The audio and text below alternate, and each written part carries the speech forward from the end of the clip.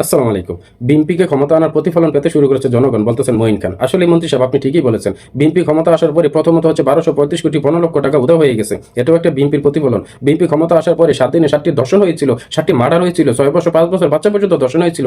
এটাও একটা বিএনপির প্রতিফলন। বিএনপি ক্ষমতা আসার পরে এক ব্যক্তির কাছে 50 লক্ষ টাকা চাঁদা দাবি করে সেই ব্যক্তি চাঁদা দিতে না পারে তার বাড়িঘর ভেঙে তার সবকিছু লুটপাট করে নিয়ে যায়। এটাও একটা বিএনপির প্রতিফলন। বিএনপি ক্ষমতা আসার পরে দেশে জ্বালানি সংকট তৈরি হয়েছে। এটাও একটা বিএনপির প্রতিফলন। বিএনপি ক্ষমতা আসার পরে যাদের গাড়ি আছে তারা তাদের নিজের গাড়িও ইউজ করতে পারতেছে না, পায়ে হেঁটে অফিস করতে হচ্ছে। কেউ কেউ তাদের কর্মস্থলে পায়ে হেঁটে যাচ্ছে, তেলের সংকটের কারণে তারা গাড়ি ইউজ করতে পারতেছে না। এটাও একটা বিএনপির প্রতিফলন। সবচেয়ে বড় প্রতিফলন হচ্ছে যে আপনারা জ্বালানি সংকট মেটানোর জন্য ব্যাংক থেকে 200 কোটি বিলিয়ন ডলার আপনার ঋণ নিয়েছেন, তারপরেও এখনো জ্বালানি সংকট মেটাতে পারেনি। এটাও আপনাদের প্রতিফলন। তো একটি দলের মধ্যে যখন এত প্রতিফলন থাকে, সেই দল তো আর দল থাকে না, এটা তো ফেরেস্তায় পরিণত হওয়ার কথা। সুবহানাল্লাহ।